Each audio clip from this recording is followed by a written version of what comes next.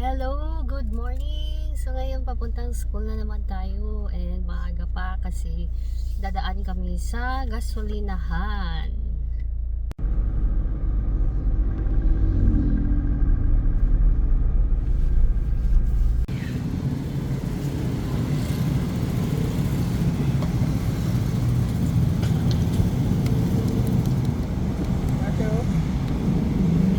Okay.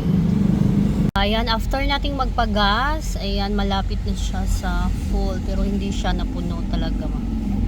Kasi kanina malapit na yan sa letter E. So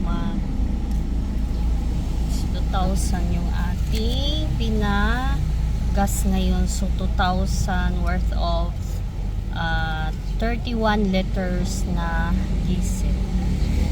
So papuntang school na kami.